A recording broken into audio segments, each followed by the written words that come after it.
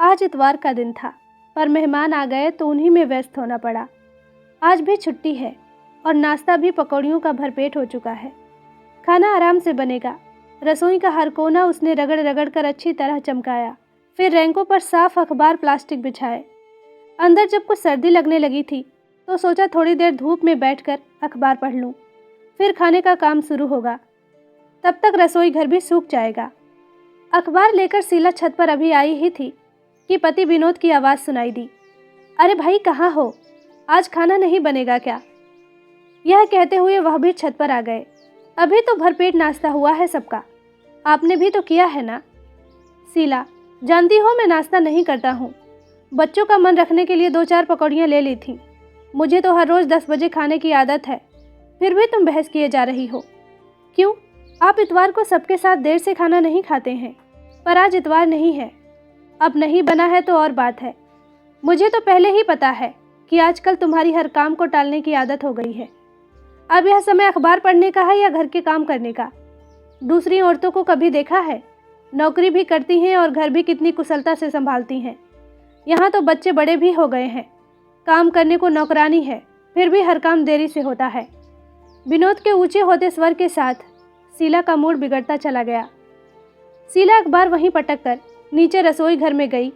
उबले आलू रखे थे वो छौंक दिए और फटाफट आटा गूंथ कर पराठे बना दिए। पर खाना देखकर विनोद का पारा और चढ़ गया। ये क्या है, सिर्फ सब्जी पराठे? तुम जानती ही हो, लंच के समय में पूरी खुराक लेता हूँ। जब नाश्ता बंद कर दिया है तो खाना तो कम से कम ढंग का होना चाहिए। पता नहीं तुम्हें क्या हो गया है।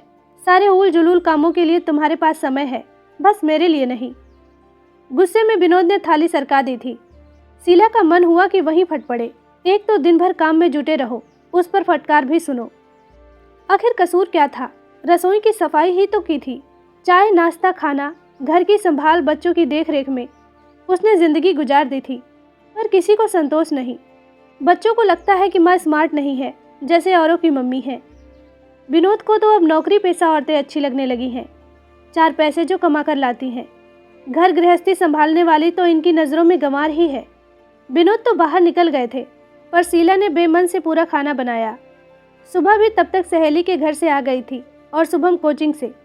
दोनों को खाना खिलाकर वह अपने कमरे में आ गई। और दिन तो शीला काम पूरा करने के बाद टीवी देखती, अधबुना स्वेटर पूरा करती या कोई पत्रिका पढ़ती, पर आज कुछ भी करने का मन नहीं था। विनोद का यह बेरुखी भरा व्यवहार वह पिछले कई दिनों से देख रही थी। आखिर कहाँ गलत हो गई वह? क्या इन घरेलू कामों की कोई अहमियत नहीं है? अगर बाहर नौकरी करती होती, क्या तभी तक शख्सियत थी उसकी? शादी हुए 18 साल हो गए। जब शादी हुई थी उसी साल एमए फर्स्ट डिवीजन से पास किया था। चाहती तो तभी नौकरी कर सकती थी, इच्छा भी थी, पर उस समय तो ससुराल वालों को नौकरी करती हुई बहू पसंद नहीं थी। विनोद भी तब यही कहते थे कि बच्चों को अच्छे संस्कार दो, उनकी पढ़ाई में मदद करो, घर संभाल लो, यही बहुत है मेरे लिए। उसने सब कुछ तो उन्हीं के इच्छा अनुसार किया था। देवर की शादी हो गई, देवरानी आ गई, तब भी सास ससुर उसी के पास रहे। बड़ी बहू हम लोगों का जितना ध्यान रखती है, छोटी नहीं रख पाती।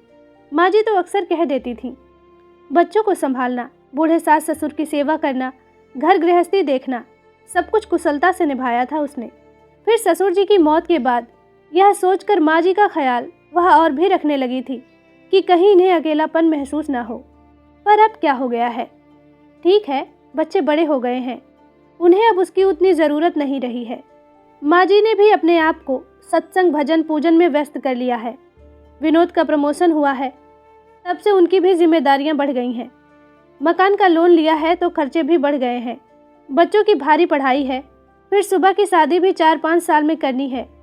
शायद इसी बात को लेकर विनोद को अब नौकरी पेशा औरतें अच्छी लगने लगी हैं। पर क्या देखते नहीं कि उसकी भी तो व्यस्तता बढ़ गई है। सुबह 6 बजे से काम की जो दिनचर्या शुरू होती है तो रात को ही सिमटती है।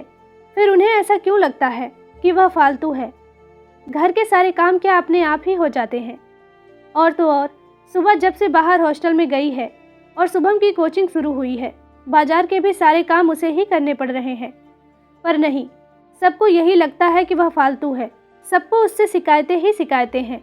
और तो और माँ जी पहली बार 10-15 दिन को देवर के पास गईं तो वह भी जाते समय कहने में नहीं चूकी, बहू तुम मेरी देखभाल करते करते थक जाती हो, तो सोचा कि छोटी के पास कुछ दिन रह लूं। अनमनी सी शीला फिर बाहर बरामदे में पड़े मूढ़े पर आकर बैठ गई थी। सुबह पास में ही बैठी सिर झुकाए डायरी में कुछ लिख रही थी। क्या कर रही है? माँ, अब दिसंबर खत्म हो रहा है ना, तो अपनी उपलब्धियाँ लिख रही हूँ इस जाते हुए साल की, और तय कर रही हूँ कि अगले साल मुझे क्या क्या करना है। नए संकल्प भी तो करूँगी ना। अच्छा, क्या उपलब्धियाँ रहीं? माँ, विशेष उपलब्धि तो इस वर्ष की यह रही कि मेरा मेडिकल में चयन हो गया। अब मैं संकल्प करूँगी कि मेरा कैरियर भी इतना ही अच्छा रहे, अच्छे नंबर आते रहें हर परीक्षा में। सुबह कुछ सोचते हुए बोली, मम्मा, मैं अपनी ही नहीं, शुभम और पापा की भी उपलब्धियाँ लिखूंगी। देखो ना, शुभम को इस साल स्कूल में बेस्ट स्टूडेंट का अवार्ड मिला है, और पापा का भी तो प्रमोशन हुआ है ना। शीला ने उत्सुक होकर सुबह की डायरी में झांका था, तो वह बोली, मम्मा, आप भी अपनी उपलब्धियां बताओ, मैं लिखूंगी, और आप अगले साल क्या करना चाहोगी यह भी। शीला का उत्साह फिर से ठंडा हो गया। क्या बताए, कुछ भी तो उपलब्धि नहीं है उसकी।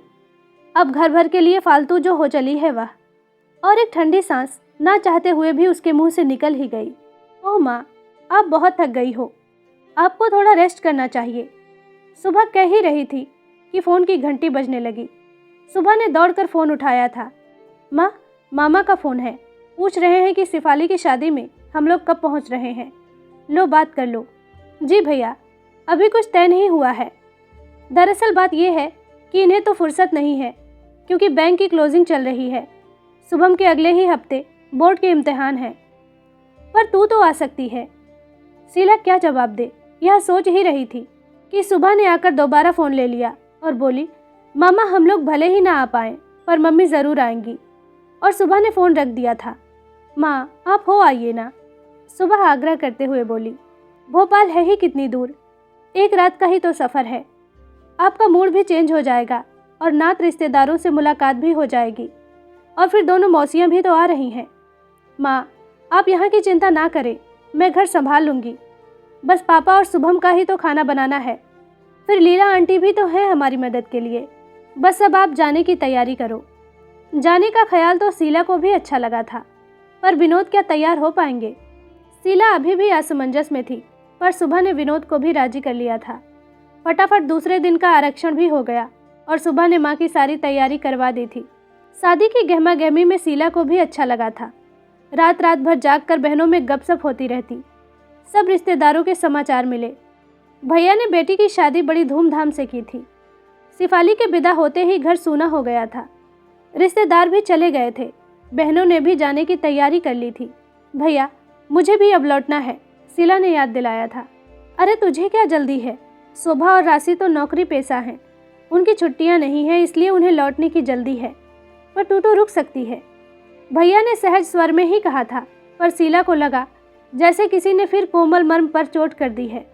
सब व्यस्त हैं, वही एक फालतू है। वहाँ भी सब यही कहते हैं और यहाँ भी।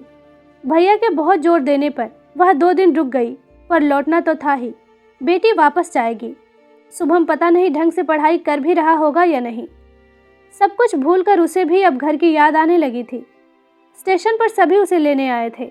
माँ, बस दादी नहीं आ पाई आपको लेने, क्योंकि वह अभी यहाँ नहीं है, पर उनके 2 फ़ोन आ गए हैं और वो जल्दी ही वापस आ रही हैं। कह रही थी कि मन तो बड़ी बहू के पास ही लगता है। सुबह ने पहली सूचना यही दी थी। उधर शुभम कहे जा रहा था, आपने इतने दिन क्यों लगा दिए लौटने में, 2 दिन ज़्यादा क्यों रुकी? अच्छा, पहले घर तो पहुँचने दे। शीला हंस कर रह गई थी। विनोद चुपचाप गाड़ी चला रहे थे। घर पहुँचते ही सुबह गर्म चाय ले आई। शीला ने कमरे को देखा तो काफ़ी कुछ अस्त व्यस्त सा लगा।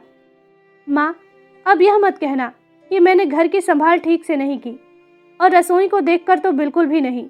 आप तो बस चाय पियो और फिर अपना घर संभालना। सुबह ने माँ के आगे एक डायरी बढ़ाई तो वह बोली, ये क्या है? माँ, आप तो अपनी इस साल की उपलब्धियाँ बता नहीं पाई थीं, पर पापा ने खुद ही आपकी तरफ से यह डायरी पूरी कर दी। और पता है, सबसे ज़्यादा उपलब्धियाँ तो आपकी ही हैं। लो, मैं पढ़कर सुनाती हूँ।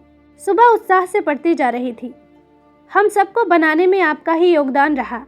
मेरा मेडिकल में चयन हुआ, आपकी ही बदौलत। मैं एक बार मेडिकल में असफल हो गई थी, तब आप ही थी जिन्होंने मुझे दोबारा परीक्षा के लिए प्रेरित किया। और शुभम को स्कूल के बेस्ट स्टूडेंट का अवार्ड मिलना आपकी ही क्रेडिट है।